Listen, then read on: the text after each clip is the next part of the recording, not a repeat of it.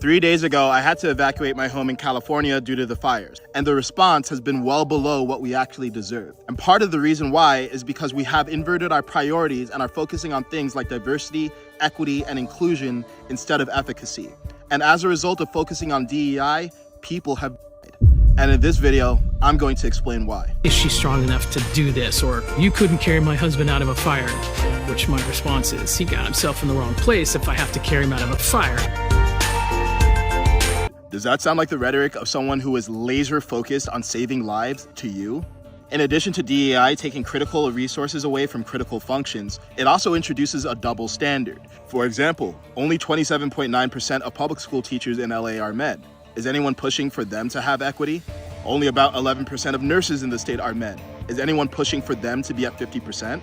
Men and women are equal, but we're not equivalent. We have different things that we're good at. And yes, I'm sure there are roles in LAFD that require more empathy and compassion, which women tend to be better at. But setting top-down goals like 5% of the workforce needs to be women is an inversion of our priorities. And what we need to focus on is safety first. All right, man, I received not a lot, but a little bit of pushback from my last couple of videos talking about the Los Angeles fires and my choosing to focus on the DEI hires and the fire chiefs, and even the CNN clip where the congresswoman, was talking about the pushback and was defending DEI. And I had some pushback towards her. And anyways, a few people felt like I was leaning into right-wing talking points when I definitely disagree.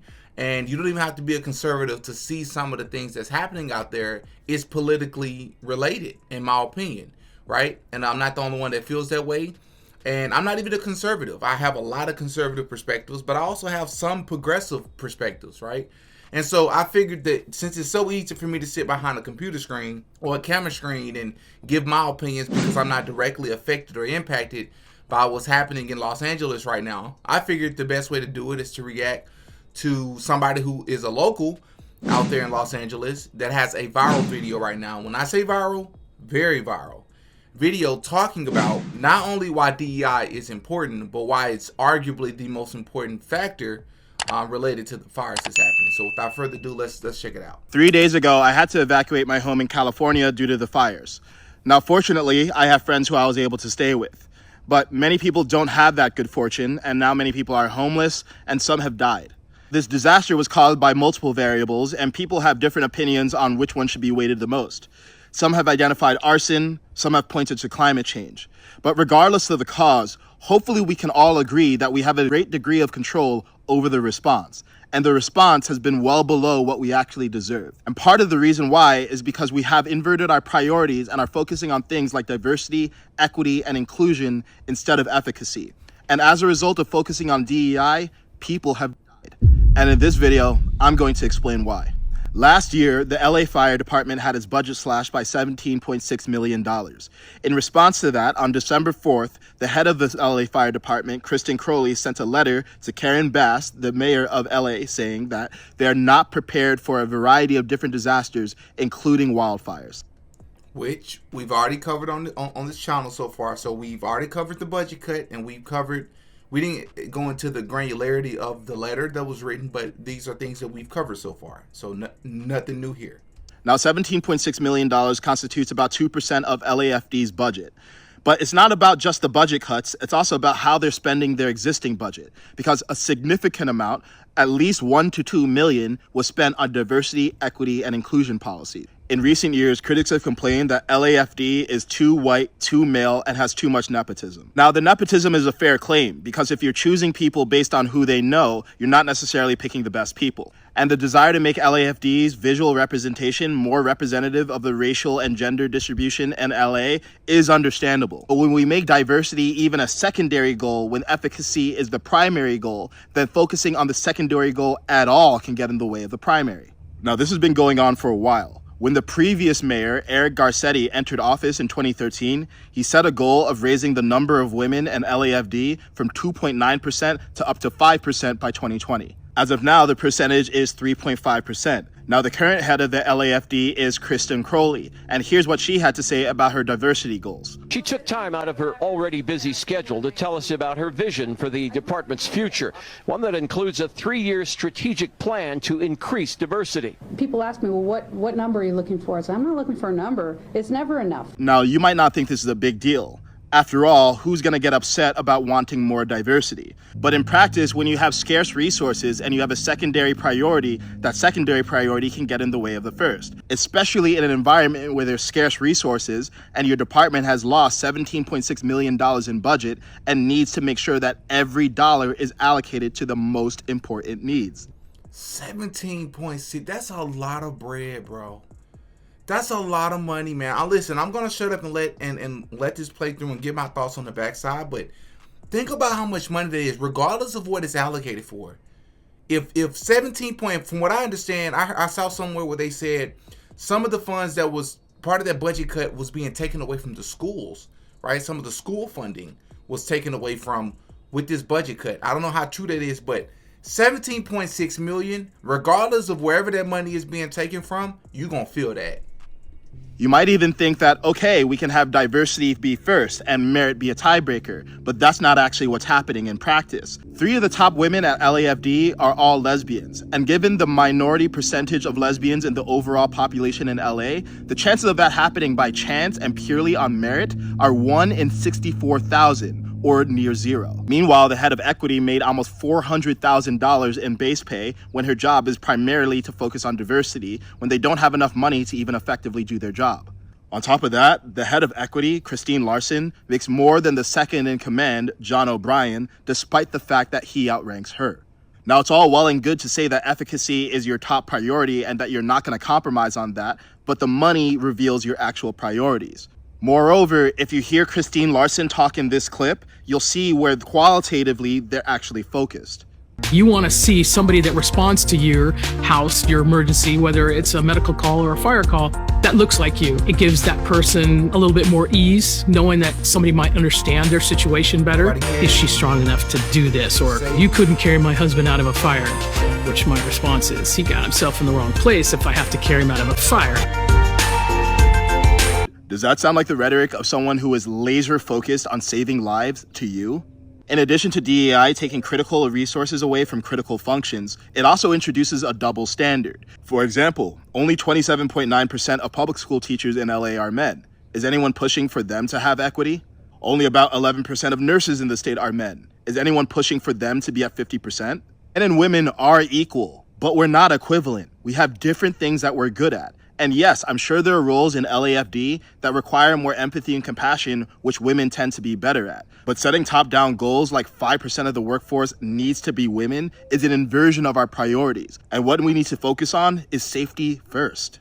On top of that, DEI infantilizes women and minorities, and it causes people to doubt whether any particular woman or minority actually earned their way and truly is the best of the best for their role. Now, to be absolutely clear, LAFD is not solely or even primarily responsible for this catastrophe. There are various issues with water management, like insufficient capacity to store water that we need in critical scenarios, or fire hydrants going dry and not having enough water in them. Part of this is just gross incompetence because in 2014, Californians passed a bill that allocated billions of dollars for more water storage capacity. And now, over 10 years later, we still don't have an additional capacity built because of over-regulation. This is all happening while the head of LA Water and Power makes $750,000 a year, which is more than the president of the United States.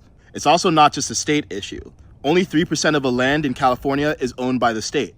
57% of it is owned by the federal government. However, the state and the federal government do work together to keep it clear and maintained so that wildfires don't get out of control. But as I mentioned before, LAFD is just a microcosm of a macro issue, of our government and our politicians constantly focusing on what sounds good rather than focusing on what is good, like safety. And we can't just point the finger outward because the politicians are responding to the culture set by the people. If we as a people keep allowing ourselves to be confused and keep on thinking that having diversity is more important than efficacy and merit in our critical functions and our government that we're paying our hard-earned tax money for, we will keep on getting the same results. And while we're getting those results, we'll allow ourselves to keep on getting being misled by Democratic politicians like Bernie Sanders, who exclusively focus on climate change, which is part of the issue. And yes, the climate is changing. We might have reasonable disagreements about how much of climate change is man-made and how fast it's happening, but it is happening and it's something that we need to all adapt to. But in the short term, while we're misallocating our resources because of DEI and inverting our priorities, people are dying. This fire probably wasn't preventable. We had some of the strongest windstorms on record, and in a sense, it was a bit of a perfect storm. But could it have been majorly mitigated? Absolutely. And having the best team available and putting our money in the best places available is a necessary condition for that happening. We as a people need to pay attention. We need to use our voice and our vote to incentivize politicians to do the right thing, not the thing that sounds good. Because in critical conditions, when the stakes are this high and we focus on DEI, people die. I mean, I think that was incredibly well said. Let me first say, great video. Secondly, let me say I stand corrected. He is not arguing that DEI is the number one cause of it. He did mention the fact that our politicians are part of the problem. They're more focused on saying what's good instead of doing what's good, or saying what sounds right instead of doing what's right. Mentioning the fact that the water hydrants and the policies that have been implemented out there in California deserves a lot of the blame as well. So I do stand corrected, but I also want to say I don't see this getting better anytime soon, because the part that I would challenge with what he said is politicians are a reflection of what the culture is pushing for. Yeah, I think many people in the culture are fighting for diversity, equity, and inclusion, but I think the larger population is not. And I don't think it's just white people. I think there's a lot of folks that are not fans of it. I think a lot of people were at one point in time and they're not anymore. My personal opinion about diversity, equity, inclusion is I think it was necessary for a certain period of time. I think sort of like the women's movement, right? I think it did what it was supposed to do. Early feminists or early feminism, I think that movement was necessary. And I think what it did for women was crucial. And I think those women deserve a lot of credit, and I think the men that helped those women deserve a lot of credit. But then it became regressive, in my opinion. I think modern day feminism is more counterproductive than anything else. I think the same thing applies to DEI. I think when you look at DEI, yes, I had somebody hop in my comment section and make a great point, so I'm gonna give you a shout out. They said, hey, you have to understand, Didi, like they're lying to us. Yeah, sure. They say that DEI is a bad thing, but what you have to also understand is that while they're looking for the best candidates, ironically, they always seem to hire white men. They always seem to hire people that look the same way. They're struggling to go to the places where there are qualified people that are not white men.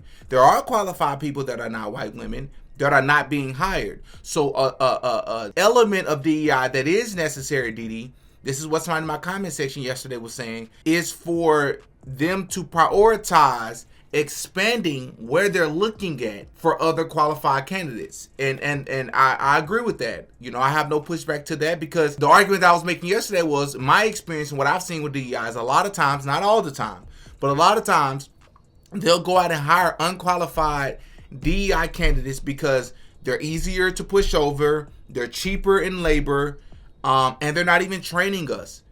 And I can't really say what I want because of legal reasons, but that's what I've seen a lot of the times. Now I would argue it's not always a bad thing to hire somebody who is unqualified if you're going to train them, right? But a lot of times what I've seen is people aren't even being trained. People aren't even being given the proper professional development. That's just the truth of it. That's just the truth of it, right? And so I thought it was important to bring this video to y'all so that you could understand I'm not just doing this just to be hateful. But it's a real thing that a lot of people that are in California, let alone Los Angeles, a lot of local residents are blaming as part of the reason why the fires have taken place the way that they have, right? Once again, as always, pray for the families, including the celebrities. Hop in the comment section, give me your thoughts. I'd love to know what you think. I'm Demetrius. I go by Didi. That's all for this one, man. Until next time. Peace. Oh, yeah. Didi got a podcast.